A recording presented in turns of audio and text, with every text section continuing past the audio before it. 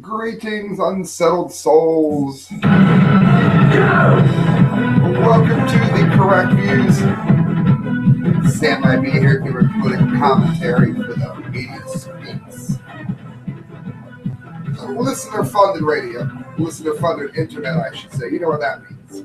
It means one thing very clearly. It means that we need your support to keep going. And we're going to do it this way. See these? I can hold them upside, right? See these? These are autographed by Christelle and I. $5 get you one, $7 get you both. Correctviews@hotmail.com. Repeat, thecorrectviews@hotmail.com. Go to PayPal and help us keep the show going.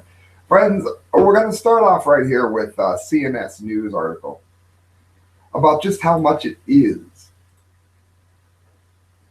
that the Democrats and the left in this country, the Bernie Sanders crowd, wants us to embrace. Now keep in mind, no matter which side of the political aisle that you are on, I personally have never seen a government program come in at cost or anywhere near it. So when I give you the fact that I'm about to give you about how much money it would truly cost to implement the kind of insane policies the leftists want, let's remember that this is probably on the conservative side because, again, like all government things, they're always a lot more expensive than they claim that it's going to be. So let's take a look here at what all these are. Let's give free college away. You know what? That's great. I owe so much in student loans, I'll probably never be able to pay them off. Should we do things to make college more affordable? Yeah, we most certainly should. And none of those are things that the left is proposing. Just hear me out on this. 44%. 44%. That's damn near half for you Russia fans. 44% hike in tax covers Obama-era debt. That's just his debt. President Barack Obama has presided over a federal government that has already taxed more than $20 trillion away from the American people. But to cover the federal spending he has presided over without increasing the federal debt, he would have needed to increase federal tax revenues by 44%. Now, let me ask you something, friends. What would your paycheck look like if it was 44% lighter? Is that something that you would be comfortable with? Because I tell you, I wouldn't. I wouldn't have before when I had a really good paying job.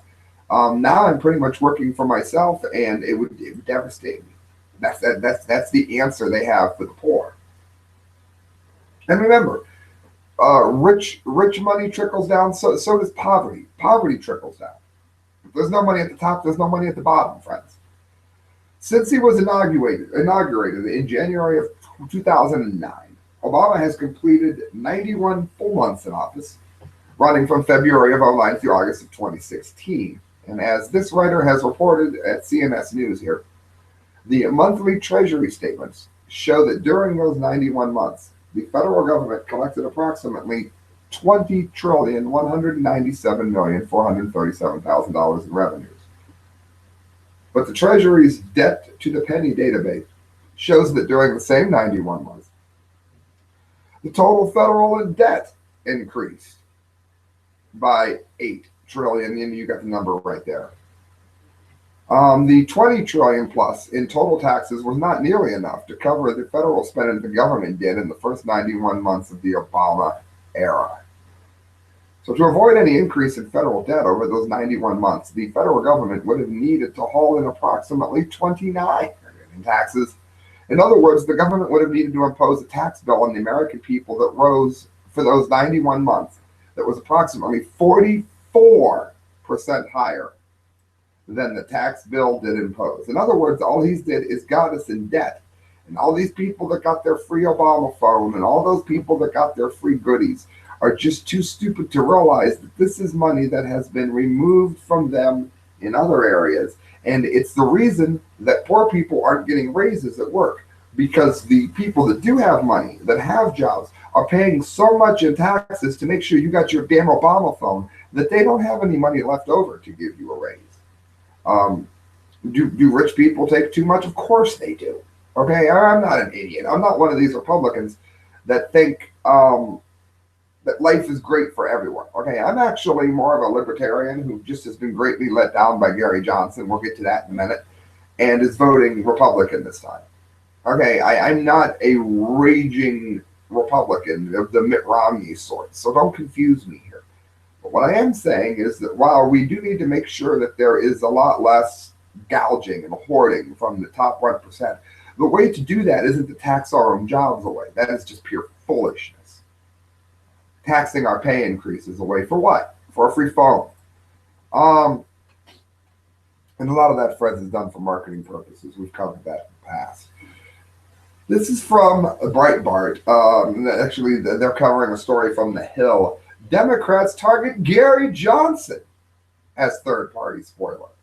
Now, this is something where I get to toot my own horn just a little bit here, because I told everyone, including D-Lake on air, that Gary Johnson was not going to be the spoiler for Donald Trump.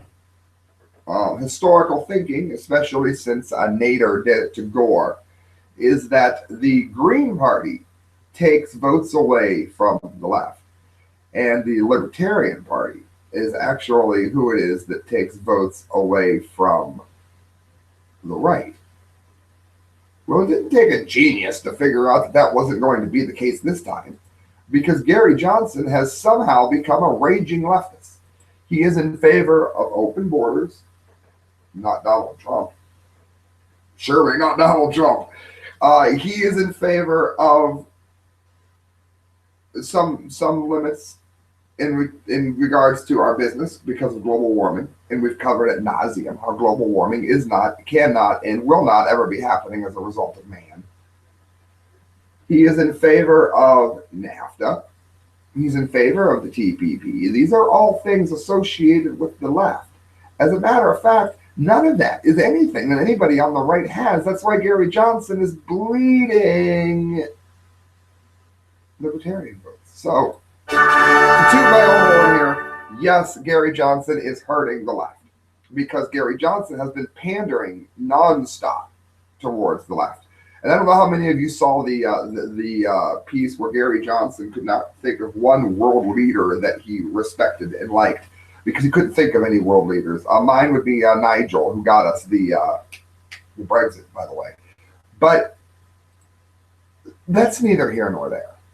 That kind of thing doesn't alarm me that much, because sometimes people freeze up under the lights. What does bother me is when a so-called libertarian begins prancing around like a leftist and thinking that everybody on the right is going to be too damn stupid to know it and vote for him anyway. That's not going to happen. We're just going to leave him like we did.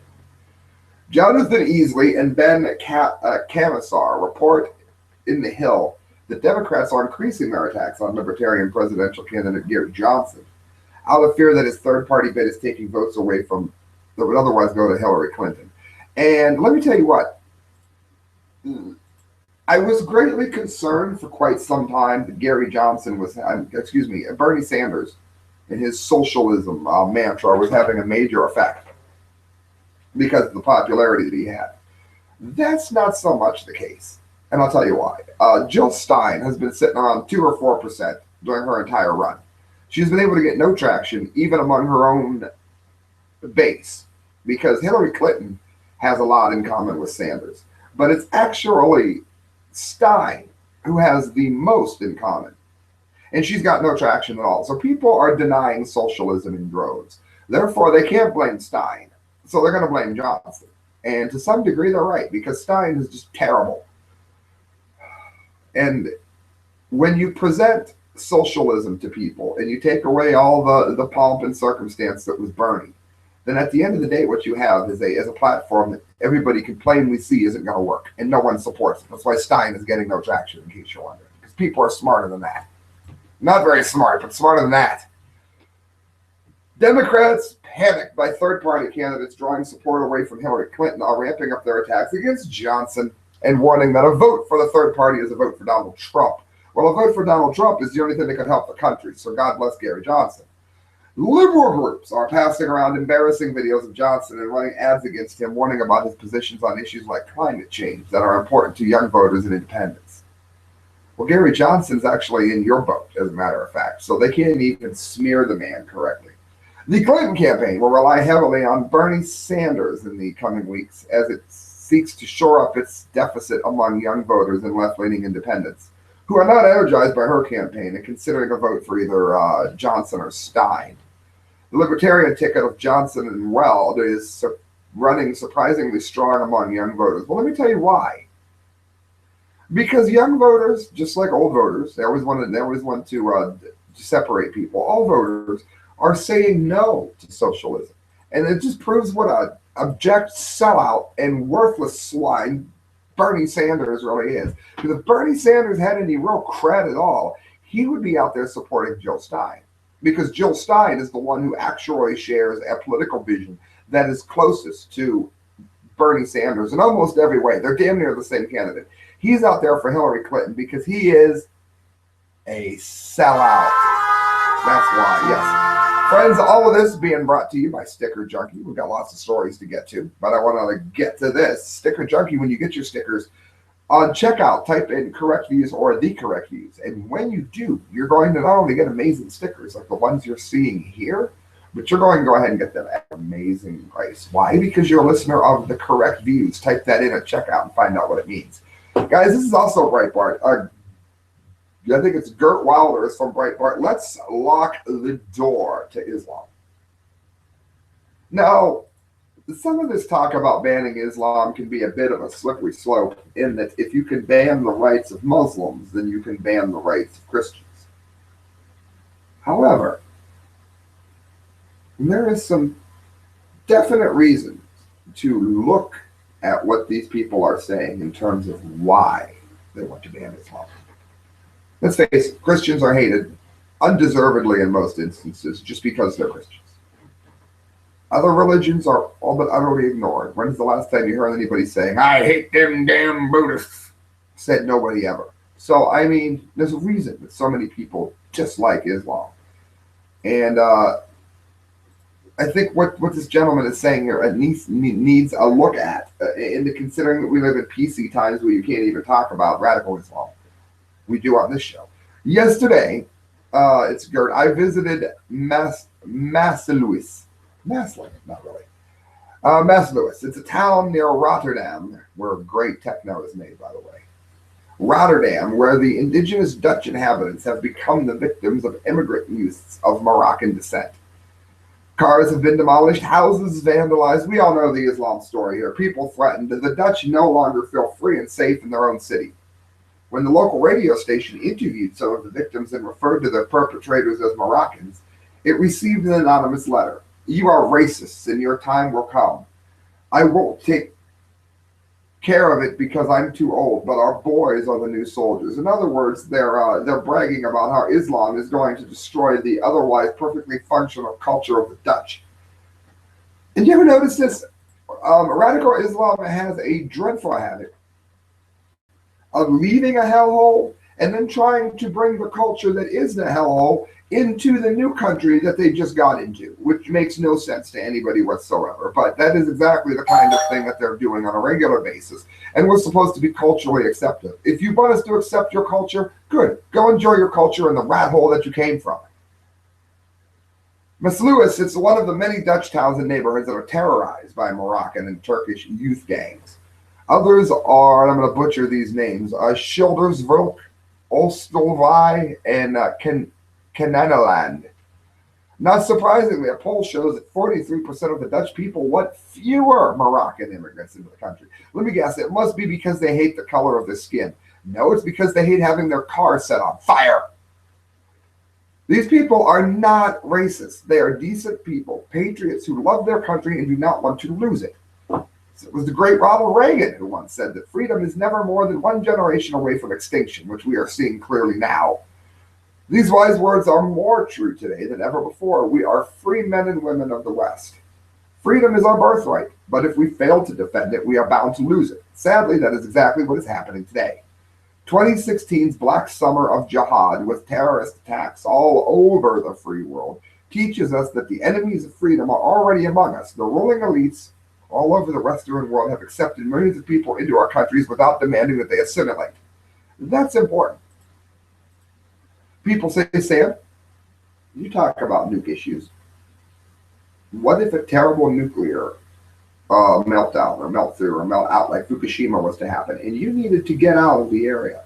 Let's pretend something horrible happened to the northern hemisphere, like the falling of Unit 3 or any of the units at Fukushima.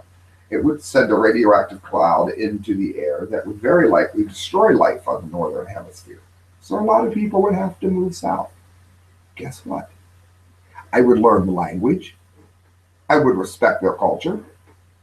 If I move to a Spanish-speaking country that is very Catholic, I may not become Catholic. I wouldn't become Catholic, but I can promise you one thing. I'm going to at least have respect for the people that have brought me into the country who may be Catholic. But these immigrants are acquired a nationality, but some of them do not care for the country at all. They don't want to leave it. They don't respect it, nor do they respect the values there. They carry the passports, but they don't belong to us. They spit on the identity and they behave like conquerors. This is particularly true of many migrants in the Islamic background. That is not surprising because Islam is a totalitarian ideology, much like Hitler, aimed at establishing tyrannical power over non-Muslims. Islam commands its followers to make all nations submit to Islamic Sharia law, if necessary, through violence and terror. So, what's his idea? Well, he says by depriving Islam of a means to destroy freedom, we are not violating freedom, we are preserving it. We should not turn freedom into a snake eating its own tail. Freedom requires a democracy willing to defend itself. We need a political freedom agenda, and it looks like this. We must end all immigration from Islamic countries. There is more than enough Islam in our countries already. Eurostat, the European Union Statistical Office, expects 77 million immigrants to enter Europe in the next half century. Most of them are Islamic. If we do not stop them, he writes, we will be facing a catastrophe. We will be colonized, Islamicized. We will cease to exist. We can already see how disruptive a relatively small group can be.